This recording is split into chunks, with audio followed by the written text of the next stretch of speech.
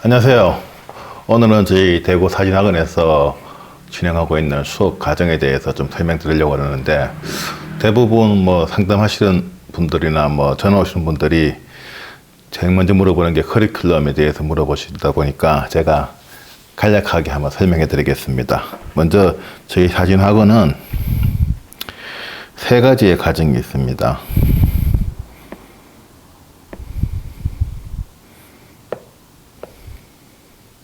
이렇게 보시면 이렇게 수업 내용 및 과정인데, 첫 번째가 사진학과 입시반입니다. 그리고 두 번째가 취미나 아니면 그냥 처음 카메라에 사진에 입문하시는 분들을 위한 입문반, 이게 두 번째 클래스고, 그리고 세 번째가 이거는 이제 쇼핑몰을 운영하시거나 아니면 제품 사진을 촬영하시거나 아니면 셀프 스튜디오 아니면 개인 프로필 스튜디오를 창업하시고 싶으신 분들, 상업적으로 뭔가를 사진으로 하고 싶으신 분들이 와서 저한테 이제 배우는 건데, 이거는 개인 레슨으로 진행합니다. 그래서 이렇게 세 가지 과정이 있는데, 먼저 입시반은 그냥 사진학과 입시입니다. 사진학과 입시.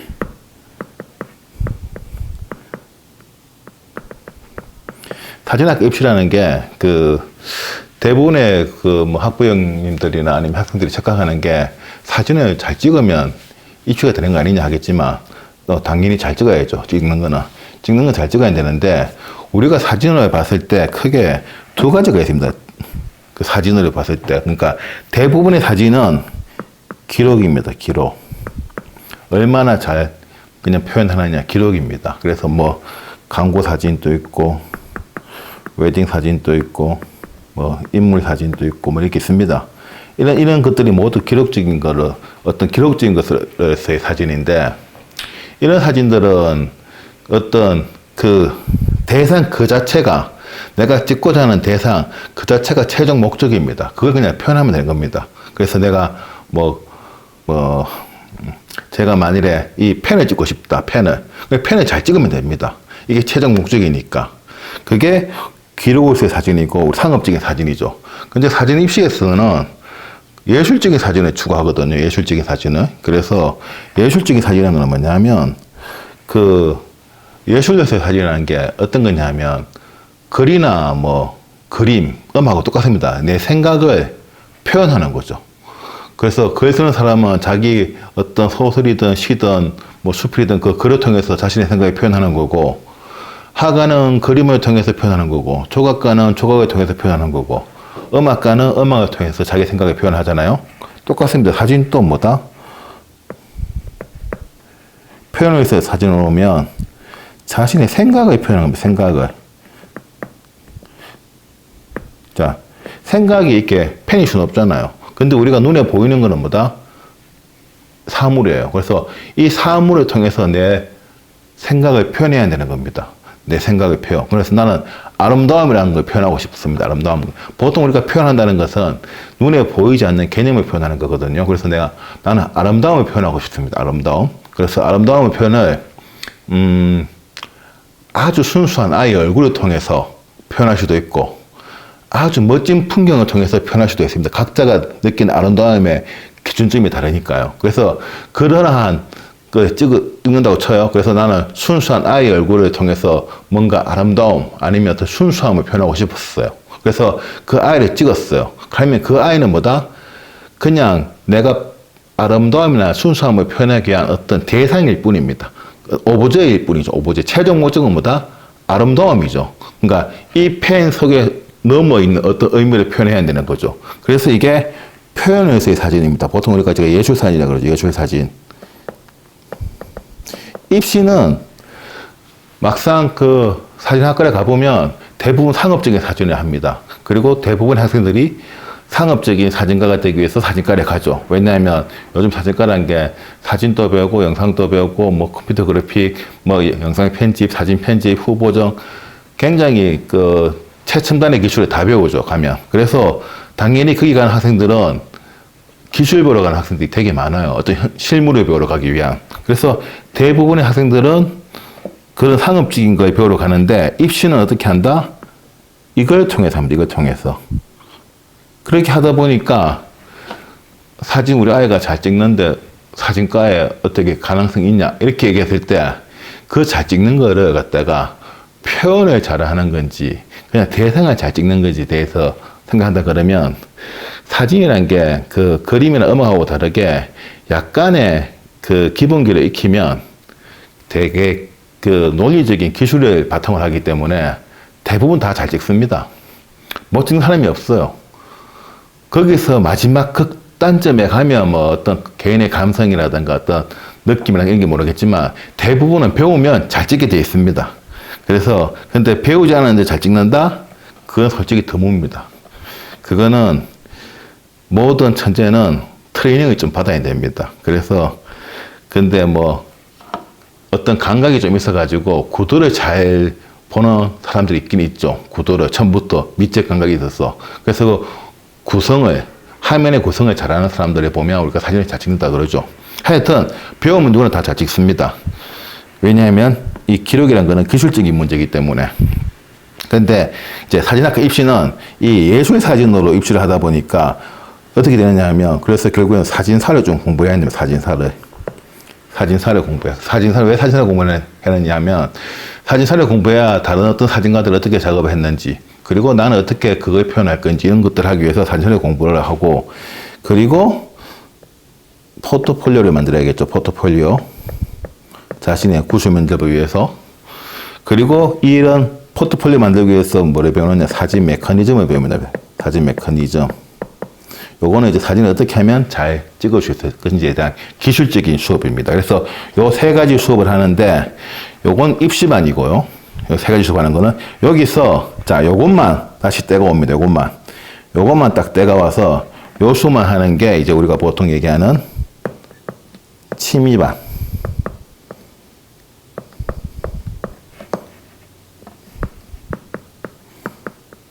또는 입문반. 우리 취미반, 입문반은 이 생각을 표현하는 것을 배우지 않습니다. 왜냐하면 이거 너무 나중에 되면 고민하게 되겠지만 보통 고민 안 하죠. 우리는 찍는 그 대상 자체를 잘 찍기를 원하는 거니까 그 대상 너머에 뭔가를 표현하려는 게 아니고 대상을 통해서 뭔가를 표현하는 게 아니고 뭐다? 대상 그 자체를 잘 찍으려는 거 하는 겁니다. 그래서 예를 든다 그러면 이렇게 여기 요 모니터 뒤에 카메라가 하나 있는데 카메라가 있어요. 이렇게 DSLR 옛날에 끌어서 이렇게 찍었어요. 이렇게 우리가 찍고자 하는 거는 뭐다? 이 카메라에 그냥 이걸 잘 찍고자 하는 겁니다. 여기에서 이 카메라를 통해서 찍힌 대상을 통해서 뭔가 내가 표현하고 싶다. 그러면 그건 이제 표현서 사진이고 입문반이라든가 취미반이라든가 아니면 제품 사진반은 이 자체를 잘 찍는 걸 원합니다. 그래서 그냥 찍으면 됩니다. 그래서 배워서 메커니즘 쪽으로 뭐 그렇게 어렵지 않습니다. 근데 이거 찍을 때 지금 구도가 좀 그런데 자 이런 걸 찍으면서 이제 배우는데 자 제가 참고로 말씀드리면 제가 쓰는 카메라는 DSLR인데 이걸 추천하지는 않습니다. 이거는 이제 전문으로 가는 카메라고 자 그러면 이런 생각하실 거 아닙니까? 이렇게 특히나 취미반이나 입문반 같은 경우는 휴대폰 있는데 왜 카메라를 써야 되느냐. 자, 어떤 문제가 있냐 하면 휴대폰으로는 도저히 극복하실 수가 없는 문제가 하나 있습니다. 카메라랑 다르게. 카메라라는 것은. 휴대폰은 뭐냐면 우리가 보통 제가 카메라를 구입하라 그럴 때 어떤 걸 구입하라 그러냐면 풀프레임을 구입합니다. 풀프레임. 이게 풀프레임 뭐냐면 옛날 필름 있지 않습니까? 필름. 예전에 필름 이렇게 찍던 예전에 필름 이런 필름 빼면 쭉 나오는 필름 이게 35mm 필름입니다. 예전에 필름들이 자 제가 사진 찍어서 보여드릴게요.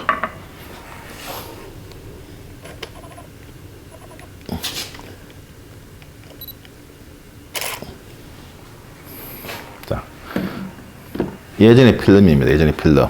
그래서 쭉 빼가면 이렇게 사진을 찍죠. 요즘 학생들은 필름을 본 적이 없어서 잘 모르겠다. 그래서 그래갖고 보면 요 길이가 36mm입니다. 그리고 요쪽 길이가 24mm. 요렇게 이미지 센서를 만드는데 요 36과 23mm 크기로 만든 것 같다고 우리가 풀프레임이라고 그래요. 그보다 작은 거는 크롭 바디, 그보다 작은 거는 포서드, 작은 거는 마이크로 포서드 있으면 자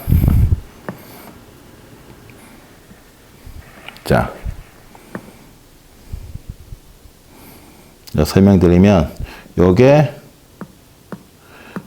풀프레임 아까 얘기했죠. 36에 24라고. 자, 얘가 크롭 바디. 그리고 얘가 포서드. 그리고 얘는 마이크로 포서드. 이렇게 됩니다. 그리고 요 가운데 요거 있잖아요. 요거 까만 거. 요게 휴대폰입니다. 센서가 작죠? 센서가 되게 작습니다. 센서가 되게 작으면 어떤 문제가 생기느냐 하면 이 센서 크기에 따라서 우리가 사진에서 심도라는 게 나오는데 심도 이 선명함의 범위입니다. 선명함의 범위. 심도라는 문제가 생기는데 어떤 문제가 있냐면 다시 제가 카메라로 한번 볼까요? 자,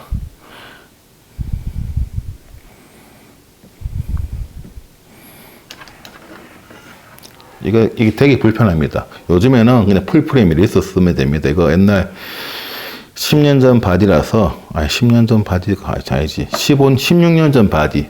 오디마크 2인데, 한 6년 된 것 같습니다. 자, 이래 갖고 보면, 자, 이렇게 찍으면, 이게 어떻습니까? 앞에 필름 흐릿하고, 뒤에 카메라 선명하고, 뒤에 배경도 흐릿하죠? 이렇게. 내가 찍고자 하는 대상,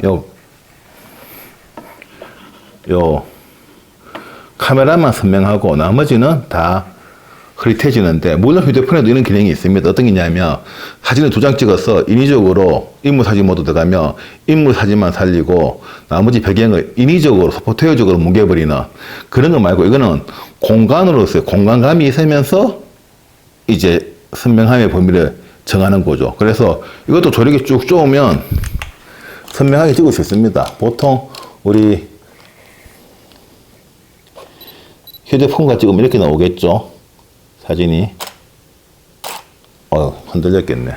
이렇게 선명하게. 저 배경도 선명하고, 앞에도 선명하고, 지금 흔들렸습니다. 제가 이게 감도가 하도 안 좋았어요. 이 카메라는 너무 옛날 거라서. 어쩔 수 없이 삼각대 놓고 찍어야 되는데,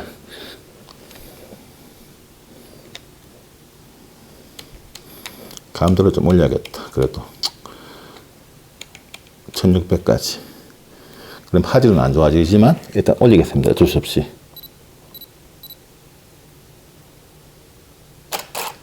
이렇게. 그래도 흔들리네. 어쩔 수 없습니다. 8분의 1초라서. 15분의 1초. 이렇게 찍은 사진과 보통 휴대폰 모드가 이런 모드입니다. 앞에도 선명하고 내가 찍고자 하는 카메라도 선명하고 저 뒤에 배경도 선명하고. 근데 이제 보통 우리가 얘기하는 아웃포커스라고 그러는데 조리기를 최대 개방하죠. 조리기를 최대 개방해서 이렇게 찍으면